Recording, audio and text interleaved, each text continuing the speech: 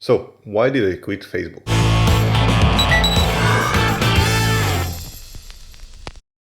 My journey with Facebook begins basically in 2008, I think it was. I was working at a company called Metacafe, and the investors into Metacafe was Benchmark Capital. Yes, the same benchmark that invested in Facebook, in Uber, and a lot of other companies. And back in 2008, not many people knew what Facebook is. And the founder of our startup came to the office one day and said, "Guys, listen, there's this new product we have to join." And the founder says, and we do.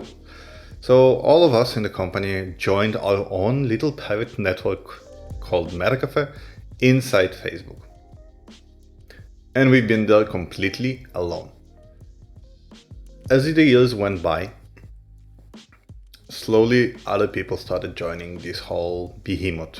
Well, it was a small network back then, roughly the size of MySpace, but it started going. And slowly we started seeing, or at least I started seeing, friends from the military joining, friends from high school, friends from the neighborhood. And by 2012, basically everybody I knew was on Facebook. I think at this point I had around 1,500 friends on Facebook, roughly, give or take. And if at first it was a network just as something we use for work, over time it became kind of like the center of life, the place where you communicate with friends, the place where you update people on what happens in your life, the place where everybody is in there. And as the network effect grew stronger, it got to a point where the network started controlling our lives in a way. Basically, I noticed myself and other people started doing things just to post on Facebook, just to share with others, just to get that like on Facebook. And at first I loved that dopamine hit every time you get a like, but at some point it started scaring me and started kind of consuming my life and forcing me to do things I wouldn't have otherwise done.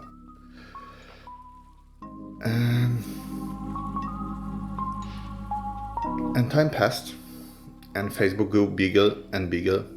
Metacafe, crashed basically in 2009, I think it was, 9 or 10, when Google bought YouTube. Metacafe kind of crashed. Metacafe used to be YouTube's biggest competitor, like the biggest independent video website. Well, after Google purchased YouTube, it didn't survive. And then weird things started happening. As Facebook started consuming our life and dictating our life, I started noticing that Facebook kind of filters what you can see. And they took the control, they took the messaging. And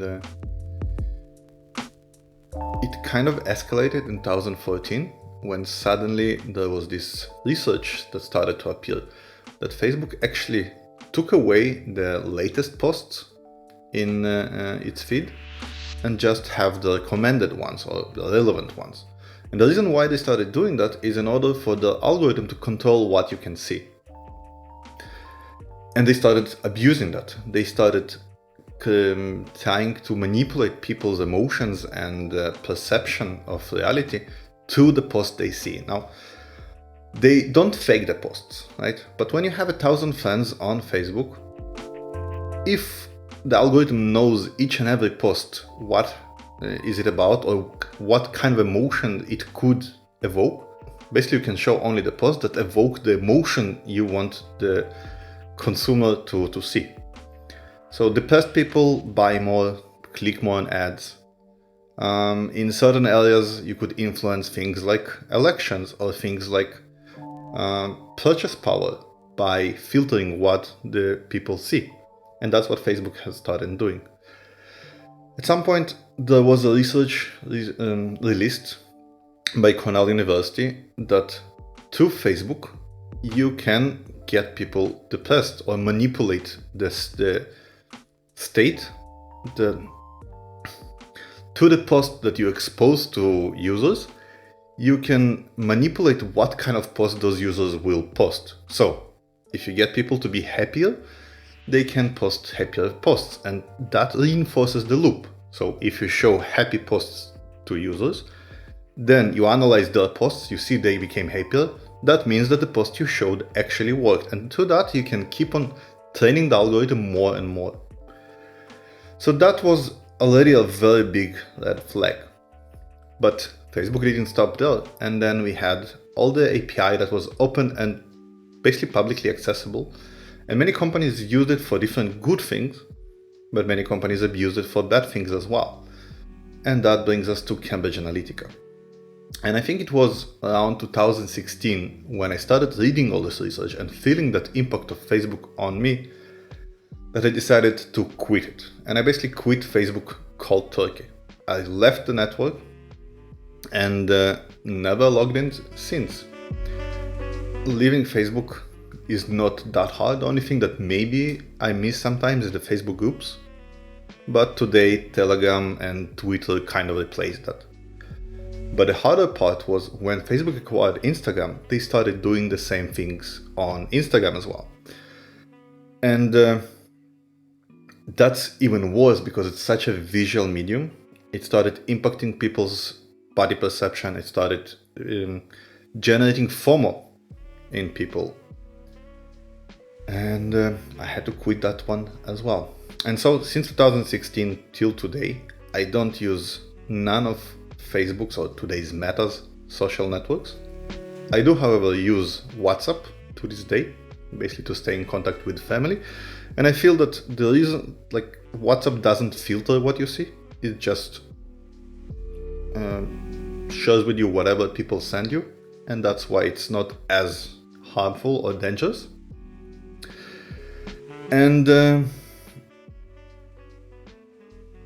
I'm actually very excited about the Metaverse and where Facebook is taking that now. And you could definitely say that yes, through the Metaverse, Facebook or Meta can have a much bigger impact over our psychology and perception of the world than to a few filtered posts. However, at this point, I feel that Meta is still in such a competition with everybody else to take over that space that are still not as harmful as on their own social networks. And that's basically the reason why I don't use Facebook's or Meta's social networks.